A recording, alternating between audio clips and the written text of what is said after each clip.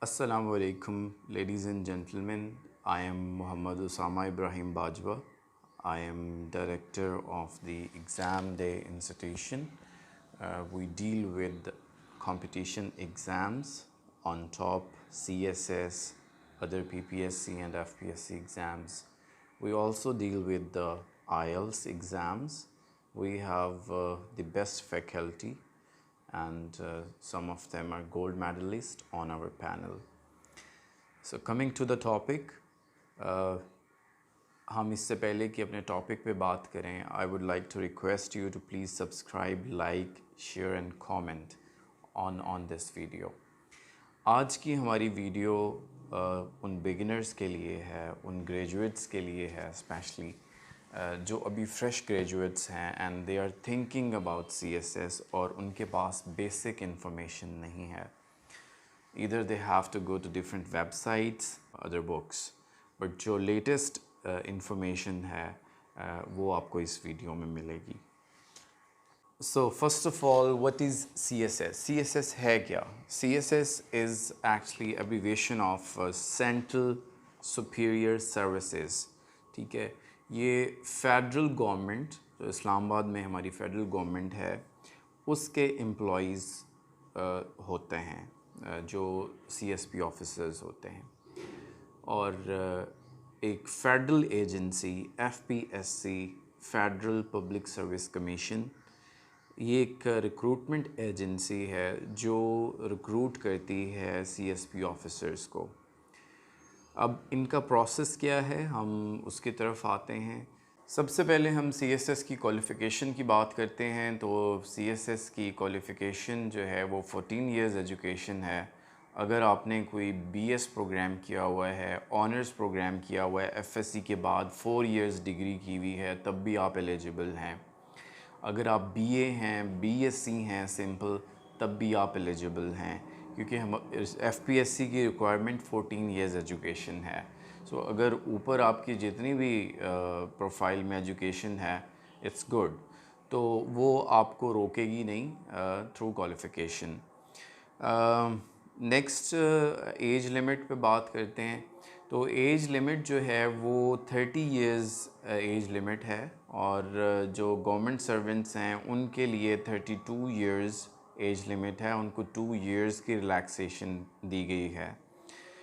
अगर हम ग्रेड्स की बात करें या रिज़ल्ट्स की बात करें, जो डिग्रीज़ एक कैंडिडेट ने हासिल की होती हैं, तो अगर उसके पास फर्स्ट डिवीज़न है मैट्रिक में, FSC में और उसकी ग्रेजुएशन में, तो ये बहुत बेहतर है. और अगर उसकी कोई एक सेकंड डिवीज़न भी है, तब भी ऐसा कोई मसला नहीं है. बट मेरिट पे ये नंबर 1-2 नंबर भी बहुत ज़्यादा काउंट होते हैं. सो फर्स्ट डिवीज़न वालों के लिए चांसेस ज़्यादा ब्राइट होते हैं. इसका ये मतलब नहीं है कि जिनकी सेकंड डिवीज़न है वो मायूस हो जाएं, ऐसा बिल्कुल नहीं है.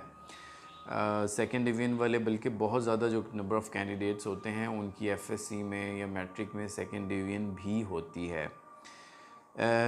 अब हम आते हैं रिटन एग्ज़ाम की तरफ. तो रिटन एग्ज़ाम जो इसका फ़र्स्ट एग्ज़ाम होता है वो हर साल होता है, और 12 पेपर्स का एग्ज़ाम होता है, 1200 मार्क्स का एग्ज़ाम होता है.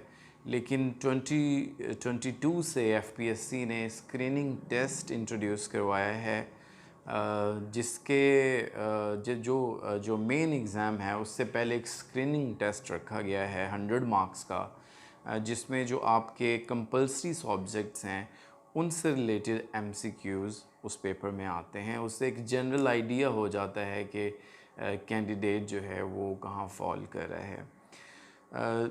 जब आप स्क्रीनिंग टेस्ट में पास हो जाते हैं तो नवंबर-दिसंबर तक आपका रिज़ल्ट आ जाता है, और फेब में एवरी ईयर फरवरी में दूसरे महीने साल के आपका CSS का एग्ज़ाम होता है.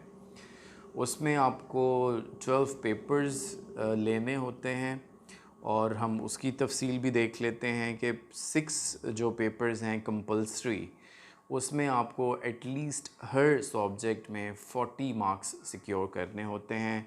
फ़र्स्ट पेपर इंग्लिश ऐसे का होता है, दूसरा ग्रामर एंड कंपोजिशन का होता है, और उसके बाद जनरल नॉलेज के 3 पेपर होते हैं, जिसमें Pakistan affairs, general science and ability and current affairs, और फिर 6th पेपर इस्लामियात का होता है।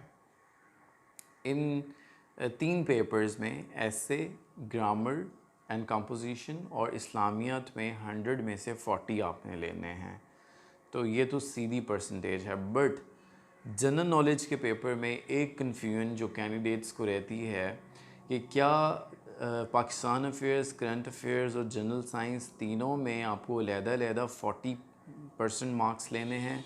जी नहीं, यहाँ पे कैंडिडेट्स के लिए एक रिलैक्सेशन है कि ये 300 मार्क्स को कलेक्टिवली काउंट किया जाएगा और 300 का 40% निकाला जाएगा, और अगर आप 300 में से 40% सिक्योर करते हैं तो आप पास कंसीडर होंगे।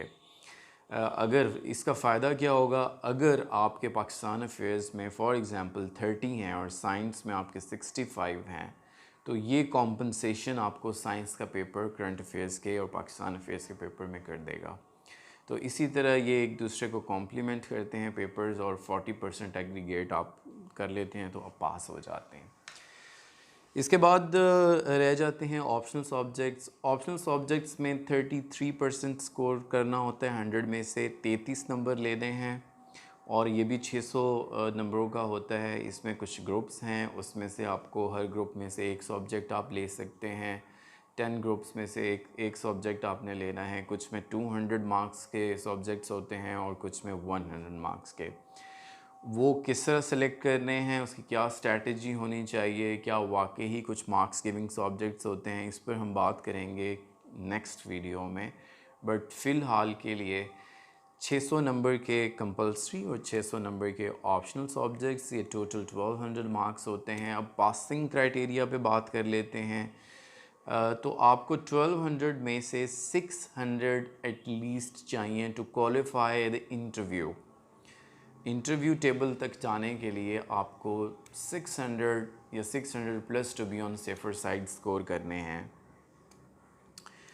वैसे रिकमेंड तो यही किया जाता है कि जितने 620, 40 तक, 50 तक अगर आप ले लेते हैं तो you are in secure zone, specially if you are in Punjab. अगर आपको मेरी वीडियो अच्छी लगी तो प्लीज़ मेरे चैनल को सब्सक्राइब कर दिएगा। इस तरह की और भी इंफॉर्मेटिव वीडियोस आपको मिलती रहेंगी। टिल देन, अल्लाह हाफिज़।